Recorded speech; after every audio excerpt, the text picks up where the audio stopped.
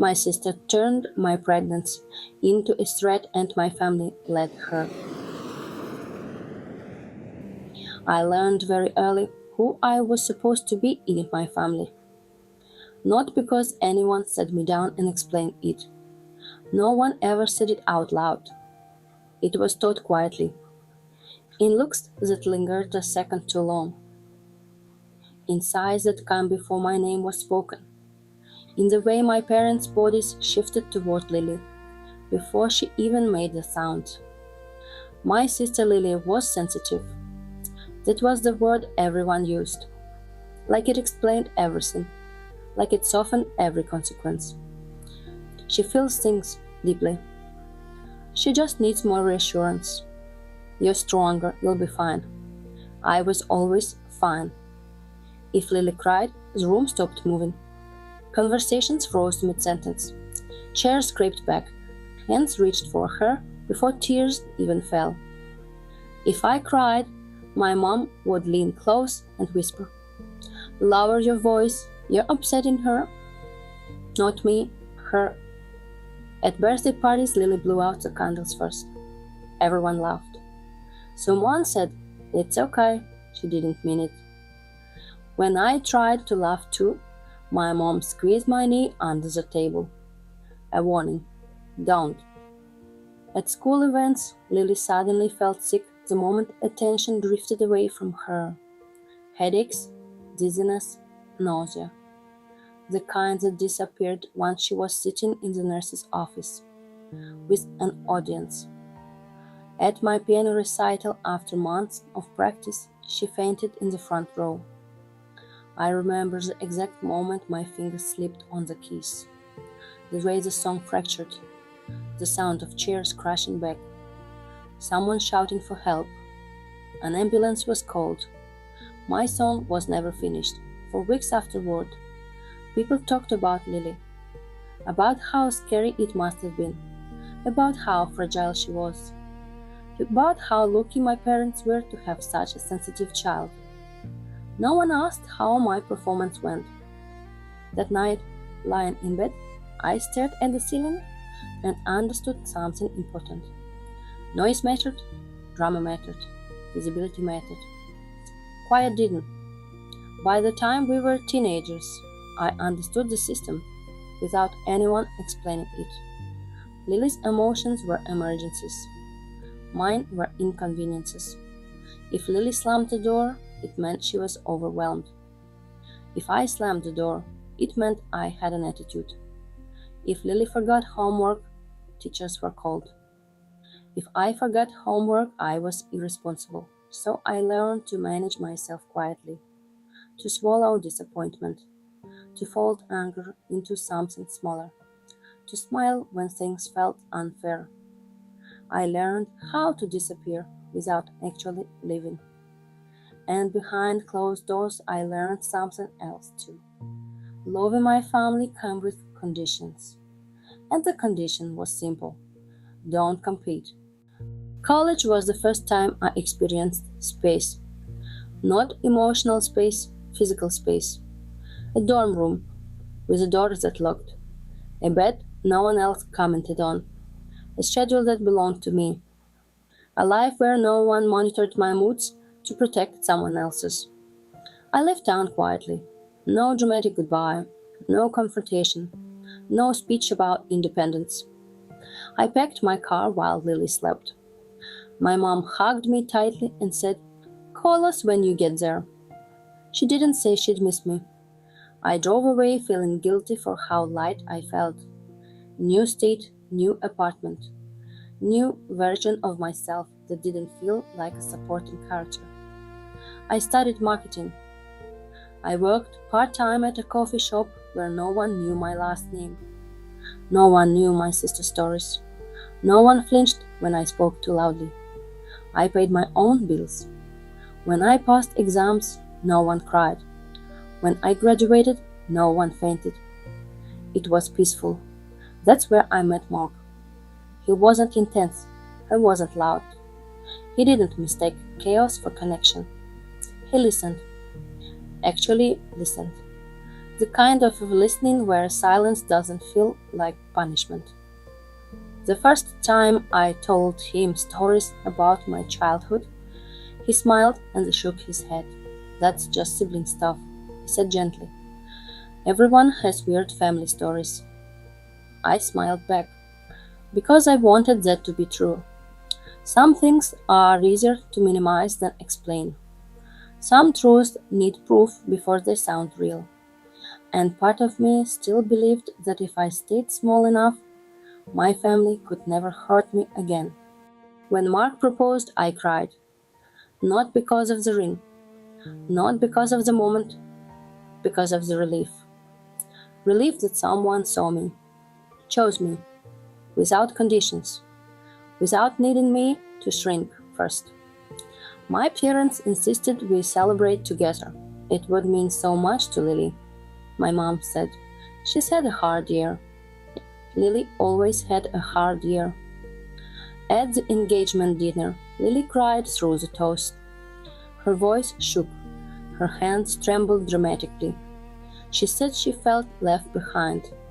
She asked if people could please stop clapping so loudly. The room softened around her immediately. My father stood and hugged her. My mother rubbed her back in slow circles. I sat there with my hands folded in my lap, smiling, waiting for my turn. It never came. Mark leaned toward me and whispered, "Is she okay?" I nodded, because that's what I had been trying to do. Later that night, behind closed doors, Mark asked, "Does she always do this?" The question hung in the air. I hesitated. My chest tightened. Then I said, "She doesn't mean to." It was the first time I lied about it out loud. In the moment, I felt myself drift back into orbit. Mark and I didn't plan to get pregnant right away. We talked about timing, about careers, about stability, about doing things right. When the test finally turned positive, I sat on the bathroom floor for a long time. Not scared, just careful. I watched the second line darken slowly, like a secret deciding whether to exist. 14 weeks, barely into my second trimester. Still quiet, still protective, still not ready to defend something I loved yet. For the next few days, I lived inside a secret. Not in a dramatic way, in small, ordinary moments. Standing in the shower, counting weeks in my head. At the grocery store, hesitating in front of the wine aisle before remembering why. At work, pressing a hand lightly against my stomach when no one was looking. Nothing about me had changed on the outside, but inside everything had. I learned how to move carefully, how to sit without drawing attention, how to protect something no one else could see it. At night, Mark would fall asleep with his hand resting over my lower back. Sometimes it slipped forward, just slightly. Every time it happened, my breath caught. Not from fear, from awareness. This wasn't just my body anymore. It was a responsibility. A quiet one, a fragile one. We talked about when to tell people. After the next appointment, after the next ultrasound, after we felt safe enough. But safety had always been a moving target in my family. When my mom asked me again if I told Lily yet, my chest tightened before I answered. "No," I said. "Good," she replied too quickly. "She's just sensitive right now." Sensitive. That word again. It followed me for days after that call. I started rehearsing conversations that hadn't happened yet, imagining Lily's face, my mother's reaction, my father's silence. I practiced explanations in my head. I didn't want to steal your moment. I wasn't trying to compete. I waited because I was scared. None of them sounded right. And that's when I realized something uncomfortable. I wasn't afraid of losing my family. I was afraid of becoming the villain in their story. When we told my parents, my mom smiled. My dad nodded. Then my mom said, "Just maybe don't tell Lily yet." She said it casually, like advice, like concern. I already knew why. 2 months later, Lily announced her pregnancy on Instagram. Professional photos, soft lighting, a caption about miracles, comments pouring in. By then, Lily was already in her third trimester. She was due in 6 weeks. My mom called me that night. "This is really important for her," she said. "She needs this joy." I held the phone tightly. I said, "So do I." There was silence, and in that silence I felt the old rule return. Stay small, stay quiet, don't compete. This time it didn't fit anymore. The baby shower invitation arrived in the mail. Not an email, not a group message, a physical envelope, heavy paper, my name written in looping pink ink, custom, intentional, a date circled in gold. I held it longer than necessary, like it might explain itself. Mark watched me from the kitchen. "Do you want to go?" he asked carefully. I didn't answer right away. I imagined Lily opening gifts, imagined her smiling too wide, imagined my mother watching her like a fragile glass ornament. I imagined myself sitting quietly in the corner, invisible, safe. "I don't want to make it worse," I said finally. Mark nodded. "I'll support whatever you decide." That's what made it harder. I told myself I wasn't going for Lily. I was going for my parents, for peace, for proof that I could exist without triggering a disaster. I bought a loose dress, soft fabric, nothing fitted, nothing that drew attention. In the mirror, I practiced answers. "I'm good. Just tired." Or not for a while. No announcements, no spotlight, no competition. Behind closed doors, I made myself a promise. If she stays calm, I will too. I didn't realize yet how much power I was giving her. The shower was elaborate. Balloons everywhere, pastel colors, a cake tall enough to need structural support. Phones were already out when we walked in. Lily glowed. Not just pregnant glow, attention glow. She hugged everyone, cried softly, thanked people loudly. For the first hour it worked. She stayed calm. I stayed quiet. I sat on a folding chair near the wall, smiled, clapped, kept my hands folded over my stomach like a shield. Then someone leaned toward me and asked, "So, when are you due?" It wasn't loud. It wasn't dramatic, just curious. I hesitated for half a second too long. "I'm pregnant too," I said. I didn't want to make a big deal today. The room went silent. Not awkward silent, frozen. I felt it before I saw it. Lily had turned, slowly, deliberately. "What did you say?" she asked. Her smile didn't move, only her eyes did. "I'm pregnant," I repeated. "I didn't want to," she laughed, once, sharp, almost amused. "You always do this," she said. "You always steal things from me."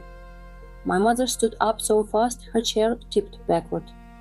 "Lily," she said, warning in her voice.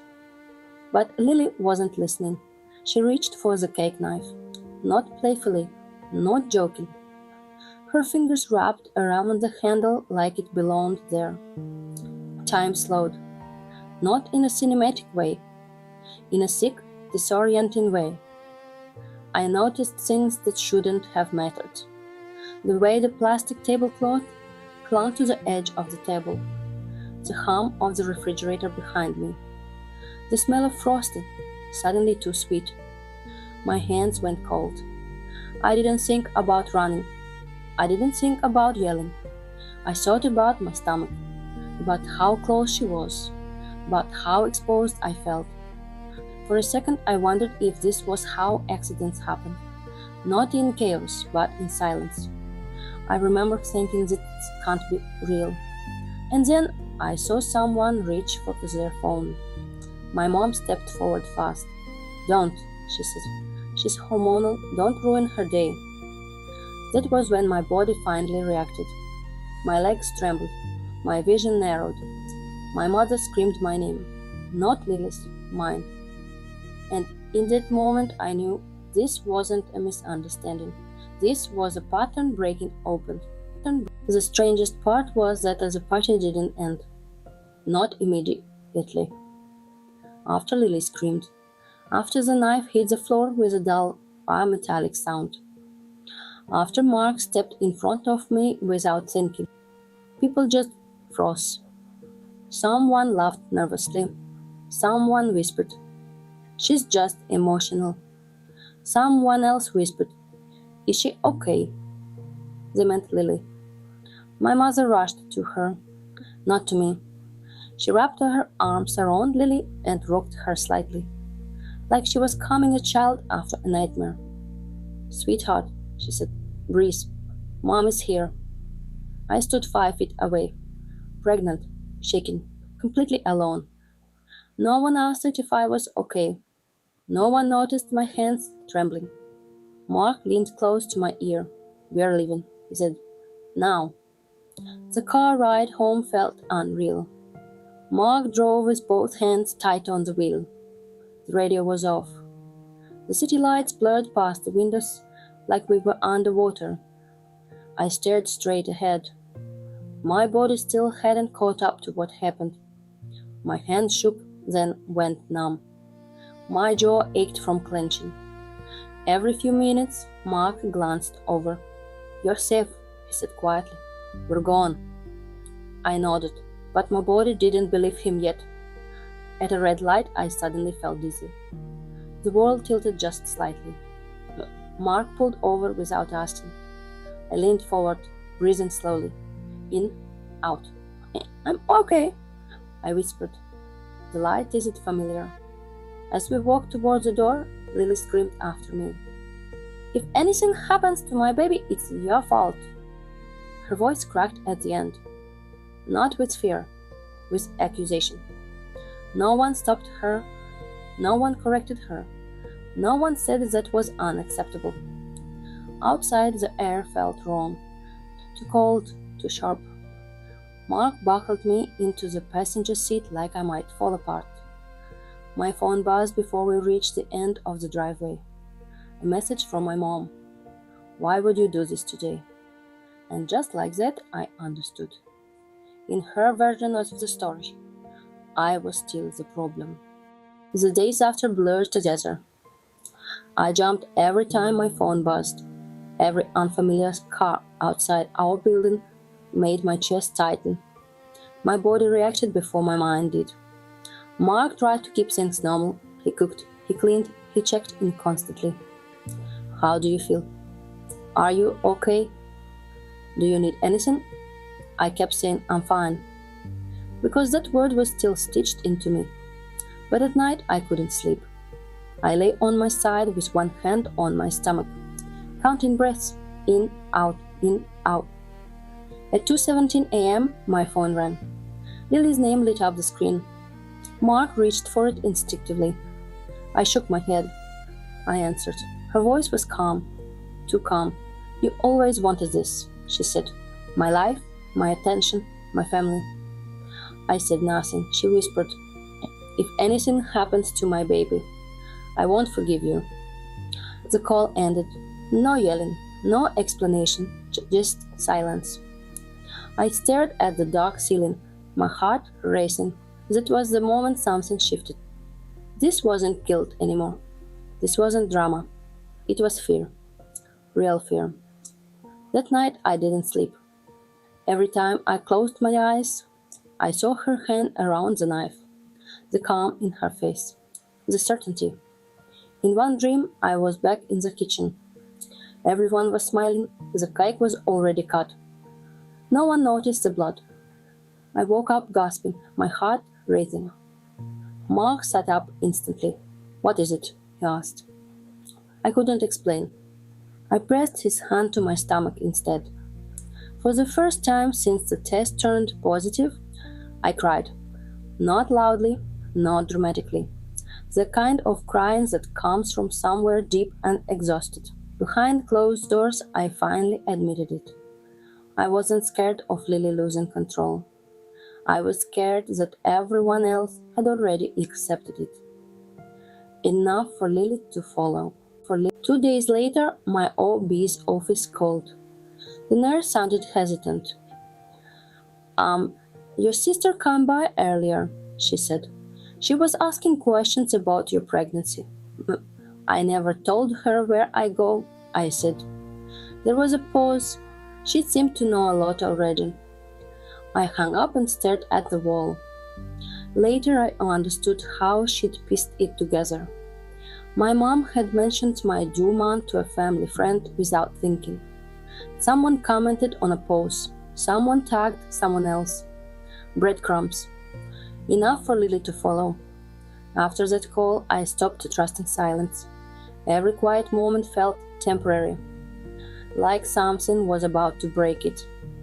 I kept my phone close at all times, on the table, in my pocket. Face up, so I could see the screen light up. Every unknown number made my heart jump. Every pause between vibrations felt longer than it should have. I started listening for sounds outside our apartment. Footsteps in the hallway. An elevator stopping on our floor. A knock from a neighbor that lasted a second too long. I stopped opening the door without checking first, even during the day, especially during the day. Fear doesn't announce itself loudly. It slips in quietly and rearranges your habits. I told myself I was being cautious, but deep down, I knew the truth. I was waiting. That night, Mark didn't try to stay calm anymore. This isn't normal, he said. This is stalking. The lawyer's office was quiet. Too quiet. No raised voices, no urgency. Just a man in a clean suit, flipping through papers, like this was something he saw every day. Start from the beginning, no, he said gently. So I did. I heard myself say things out loud that had always lived only in my head. The knife, the call at night, the doctor's office. He didn't interrupt. When I finished, he leaned back in his chair. She's escalating, he said, and escalation matters. That word again. Escalation. It sounded clinical. Predictable. Like this was following a pattern I had been trained to ignore. Do you think she'll stop? I asked. He didn't answer right away. That's not the question you should be asking, he said finally. The question is whether you're safe if she doesn't. I nodded. My hands were shaking under the table. Things didn't settle down. They escalated. Lily messaged my friend with long paragraphs about betrayal. She emailed my coworkers, hinting that I was unstable. She posted vague things online about stolen joy and ungrateful sisters. People started asking questions. Then my doctor called again. This time, her voice was serious. Someone accessed your medical records, she said. We're launching an investigation. She lowered her voice. This is a hyper-privacy breach, she said. We have to report it. Not hacked, not guessed, accessed from inside. The audit showed how. One of Lily's friends worked in patient intake. I had never met her, but she had opened my file. Mark called a lawyer, then the police. When I told my parents, my mom sighed. She's just worried. She's under so much stress. I said, so am I. Silence. Behind closed doors, something inside me finally cracked. No one was going to protect me. Not my parents, not my past, only me. The paperwork came first, then the emergency restraining order, then the hearing. And the courtroom felt colder than I expected. Not physically. Emotionally, everything was neutral. Beige walls, wooden benches, muted voices. No one cared about context or history, only facts. I focused on my breathing, in out. My name sounded strange when the judge said it. Too formal, too distant. Lily cried at the right moments, softly and controlled. I recognized the performance immediately. It was the same one I grew up with. I kept waiting for someone to look at me, to ask how I was holding up. No one did. That's when I understood something clearly. Court wasn't about validation. It was about boundaries. When the order was granted, there was no rush of relief, just a quiet realization. This wasn't temporary anymore. This was my life now. Then the longer-term orders that made everything real. Courtroom smelled like old paper and burnt coffee. Judges spoke calmly while my hands shook. Lily cried in court, soft, controlled. My mother held her hand. I sat on the other side of the room, alone. Mark squeezed my fingers. "I've got you," he whispered. At 28 weeks, my blood pressure spiked. "You need less stress," the doctor said gently. I almost laughed. My body changed, not in beautiful ways, in warning signs: tight chest, shallow breathing, headaches that wouldn't fade. The doctor told me to stop working early. I tried to rest. That's what everyone told me to do. Lie down, put my feet up, breathe. But my body didn't understand rest anymore. It stayed alert, tense, like it was waiting for something to go wrong. Every ache felt suspicious. Every cramp sent my thoughts spiraling. Is this normal? Is this stress? Is this the beginning of the end? I stopped trusting my body. I was angry at it. Angry that it couldn't tell the difference between a danger that was real and danger that had already passed. Angry that it carried everything I never said out loud. Some nights I pressed both hands against my stomach and whispered apologies. "I'm trying," I told my baby. "I really am." Other nights, fear won. I counted kicks like they were proof of survival. Missed one, and panic flooded in. Mark would find me sitting upright in bed, wide awake, staring at nothing. "You're okay," he'd say. I wanted to believe him, but my body remembered things my mind was still trying to forget. "Rest isn't optional," she said. "It's medical." I tried, but fear doesn't respect bed rest. Every night I checked the locks, twice, then 3 times.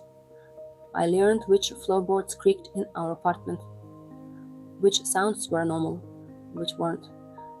Mark installed a security camera. I hated that it felt necessary. I went into labor early. The doctor looked at the monitor, then at me, then back at the monitor again. "This is early," she said carefully. "Too early." The room shifted, not physically, internally. Everything I had been holding together came loose at once. Too early meant risk. Too early meant unknowns. Too early meant I hadn't felt at the one thing my body was supposed to do. "I tried to rest," I said quickly, like I needed to defend myself. She nodded. "I know," she said. "This isn't your fault." But my body didn't hear that part. Time blurred after that. Bright lights, fast voices, hands moving with practiced urgency. Mark never let go of me. When the crying finally came, thin and fragile and real, I broke. Not in relief, in release. After everything was done, after the doctors left, after the machines quieted, there was a moment of silence. No chaos, no drama. Just quiet. The kind of quiet I had spent my whole life trying to earn. I listened to my baby breathe, slow, uneven, alive. And for the first time in months, my body stopped bracing. Lily wasn't there. She was in treatment. My parents weren't there either. They said it was too complicated. I stared at the empty doorway and understood something clearly for the first time. Complicated meant inconvenient. We moved 6 months later. Not suddenly, not in panic, carefully, different state, different doctors, different routines, a place where no one knew our last name, where no one asked questions with history attached, new locks, new phone numbers, new rules. For the first few weeks, I kept expecting my phone to ring in the middle of the night, kept listening for a knock that never came. My mother sent a long letter, pages and pages of careful words. She said she was sorry. She said she missed me. She said she hoped I could understand Lily someday. She didn't ask how I was sleeping. She didn't ask how the baby was doing. I folded the letter and put it in a drawer. I never replied. Now, part 15. The diagnosis. I didn't find out about Lily's diagnosis from my parents. I found out from a voicemail left by a social worker. Her tone was professional, measured. The kind of voice people use when they don't want to alarm you, but know they already have. She has been diagnosed with a personality disorder, she said, and postpartum complications. I sat on the couch and listened to the message twice. Mark replayed it once more. What does that mean? He asked quietly. I thought about it for a long time before answering. It means, I said slowly, there will always be an explanation. An explanation for her behavior. An explanation for my parents' choices. An explanation for everything that happened. But explanations don't erase damage. They don't undo fear. They don't make threats disappear. They don't heal a nervous system that learned to stay alert. Part 16. The letter. 3 months later, another letter arrived. No return address, but I recognized the handwriting immediately. Lily's. She wrote about confusion, about feeling invisible, about how everyone always chose me. That line hurt the most, because it wasn't true, but it was real to her. She wrote that therapy was helping, that she finally understood herself, that she wanted to meet. She wrote that she missed me. I folded the letter slowly. Mark watched me from across the room. What do you want to do? He asked. I held the paper for a moment longer than necessary. I want peace, I said. And for the first time, that answer felt complete. My parents visited once. They sat stiffly on our couch, like guests who weren't sure how long they were allowed to stay. My mom cried. My dad stared at the floor. She's still your sister, my mom said. She's sick. I nodded. I know, I said, but she's also dangerous. They didn't argue. They told me everything. When they left, my mother hugged me too tightly and whispered, I hope you don't regret this. I watched them walk away, and I felt nothing. I started therapy, not because I felt broken, but because I needed language, words for things I had survived so quietly for years. One day my therapist asked, why do you think this hurt you so deeply? I answered without thinking, because I spent my whole life being told that being quiet was love. She nodded. And now? She asked. I thought about my child, about safety, about the way my body had finally learned to relax. Now, I said, I am loud when it matters. Behind closed doors, I finally admitted the truth to myself. I wasn't protecting Lily by staying silent. I was disappearing. It's been years now. My home is calm. My child is healthy. My phone doesn't ring at night anymore. Sometimes people ask if I regret cutting contact. I tell them this. I don't regret choosing safety. I don't regret choosing my family. I don't regret choosing myself. I grieve the sister I thought I had, the version of her that existed before everything broke. But grief doesn't mean excess, and love doesn't mean endurance. Some doors don't need to be reopened. Some stories only meant to be told. Behind closed doors. Some doors close quietly, some never really do. If this story felt close to home, there's another one waiting for you here. This is Behind Closed Doors. Stay.